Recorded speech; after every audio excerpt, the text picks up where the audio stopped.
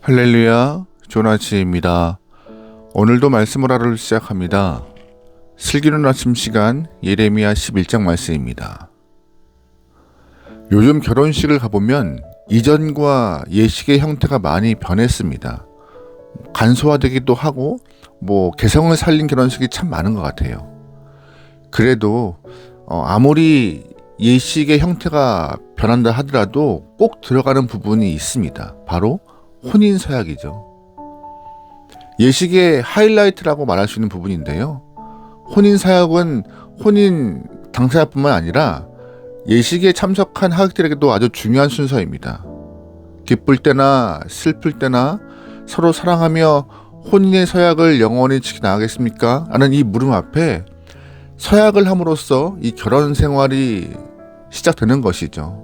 그러므로 여러분, 결혼 생활은요, 서로 서약한 것, 약속한 것을 삶에서 지켜나가는 과정이라 할 수 있습니다. 만약 두 사람 중 한 사람이 일방적으로 서약을, 언약을 파기하면 결혼 생활은 파국을 맞이하게 될 것이죠. 신앙 안에서도 하나님과 하나님의 백성들은 언약을 맺었습니다. 성경 곳곳에서 하나님과 백성들이 언약을 맺는 장면이 등장하는데요. 사실 창조주이신 하나님께서 피조물인 인간과 굳이 언약을 맺으실 필요가 없었습니다. 하지만 하나님께서는 인간과 언약을 맺으셨고, 하나님은 사람들과 맺은 언약 때문에 스스로의 자유를 제한하셨습니다. 무슨 뜻이냐면은 언약 때문에 참아야 했고, 언약 때문에 인간을 심판하는 것도 오랜 시간 유보하고 계셨던 것이죠. 하나님의 자기 통제는 인간을 사랑하시기 때문에 발생한 모습이라고, 언약 때문에 발생한 모습이라고 볼 수도 있을 것 같습니다. 하지만 사람들은요, 하나님과 맺었던 언약을 일방적으로 파기하는 모습이 보여요. 인간은 하나님의 인내를 시험했고, 그 결과 인간은 하나님의 심판을 받게 되었습니다. 오늘 본문은요, 하나님께서 이스라엘 백성들과 맺었던 언약을 기록하고 있어요. 그러나 시간이 한참 흐른 후에 남유 백성들은 하나님과 맺은 언약을 파기하고 우상을 섬겼죠. 4절 말씀입니다. 이 언약은 내가 너희 조상들을 쇠풀무 애굽 땅에서 이끌어내던 날에 그들에게 명령한 것이라. 곧 내가 이르기를 너희는 내 목소리를 순종하고 나의 모든 명령을 따라 행하라. 그리하면 너희는 내 백성이 되겠고 나는 너희 하나님이 되리라. 내가 또 너희 조상들에게 한 맹세는 그들에게 젖과 꿀이 흐르는 땅을 주리라 한 언약을 이루리라 한 것인데, 오늘이 그것을 증언하느니라 하라 하시기로 내가 대답하여 이르되 아멘 여호와여 하였노라. 아멘. 말씀 가운데 너희를 애굽 땅에서 이끌어내던 날에 맺은 언약이라고 되어 있습니다.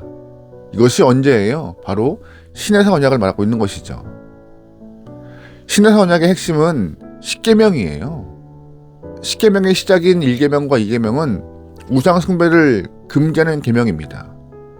우상 숭배를 금지하고 말씀을 잘 지켜 행하면 젖과 꿀이 흐르는 땅을 줄 것이며 영원토록 번성하도록 인도하겠다는 하나님의 약속이 언약 안에 새겨져 있던 것이죠. 하나님은 모세를 시내산에 부르시고 그와 함께 오랜 시간 동안 교제를 나누시면서 십계명의 두 돌판을 주셨습니다.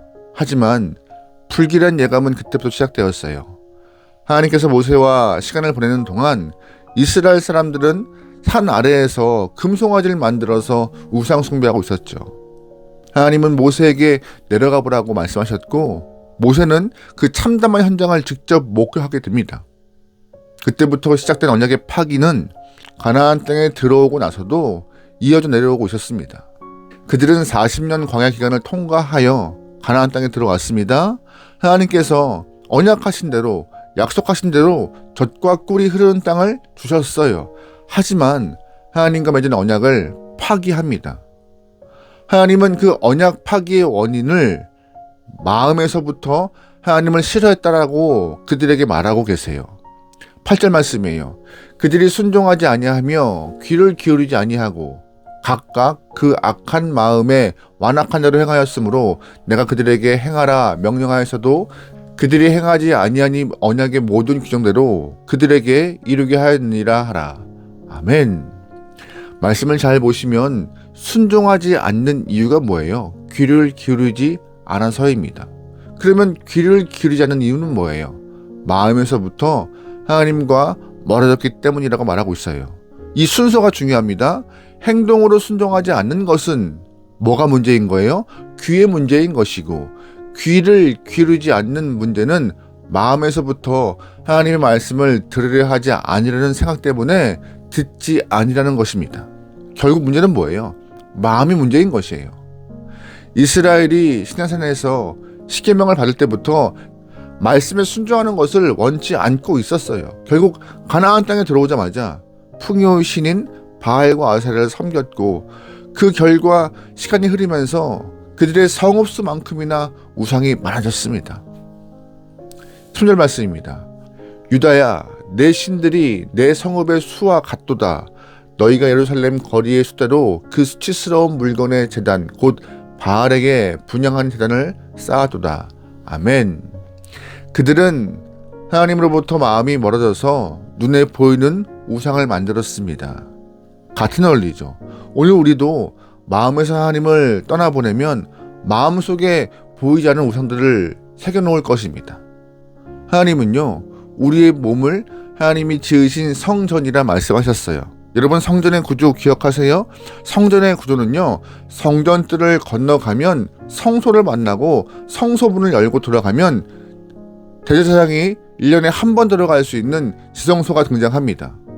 지성소에는 하나님의 언약궤가 놓여 있어요. 성전이라 말하는 우리 마음속 깊은 곳에 여러분 무엇을 두고 계십니까?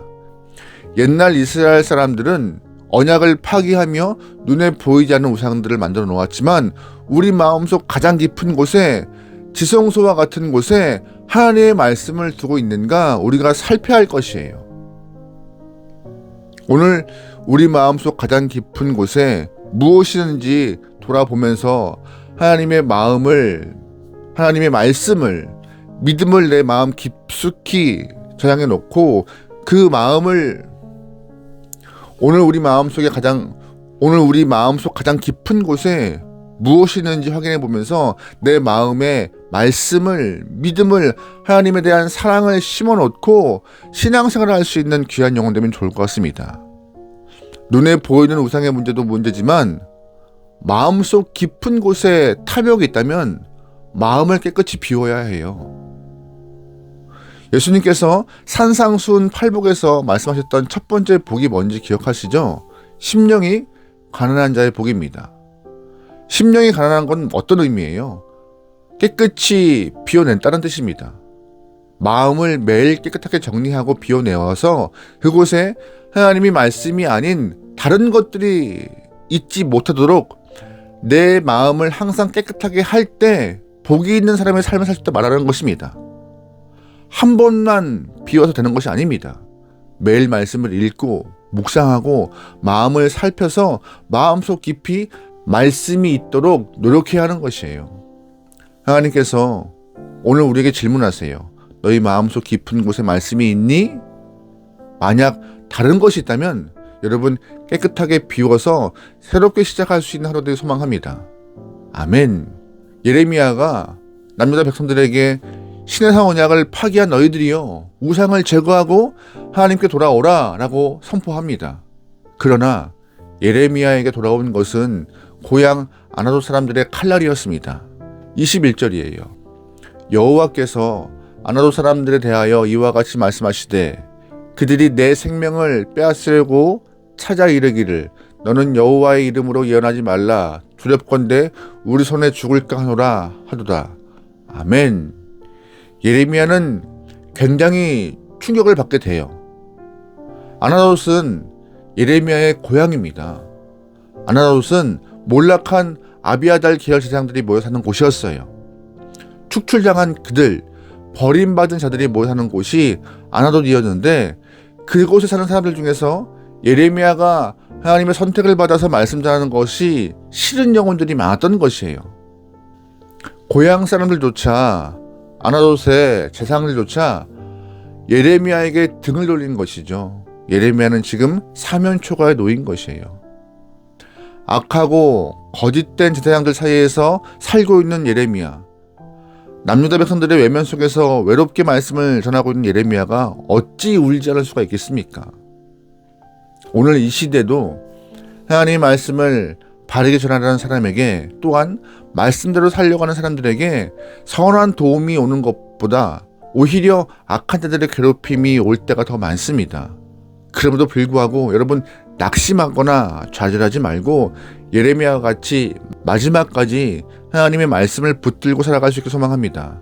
시간이 지나고 또 지나면 하나님께서 위로를 주시고 승리할 거라 믿습니다. 여러분, 그러기에 여러분 마음 깊숙이 하나님의 말씀을 심어놓고 믿음으로 주를 향한 사랑으로 하루하루 살아갈 수 있는 귀한 영혼 되기를 주의로 축원합니다.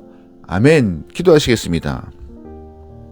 사랑하는 하나님, 우리 마음속 깊은 곳에 무엇이 있는지 돌아보고 반성하고 회개할 수 있는 저희에게 도와주십소서.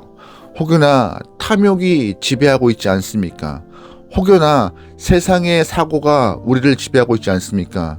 이런 우리의 모습 용서하시고 말씀으로, 주님을 향한 사랑으로, 믿음으로 무장하여 이 땅에서 승리할 수 있도록 우리의 마음을 주장하여 주십소서. 다른 거 바라보지 않습니다. 주를 바라보며 주를 향하여 한 걸음 떼겨 나오니 우리와 늘 동행하여 주시옵소서. 모든 걸 맡기오며 예수님의 이름으로 기도합니다. 아멘.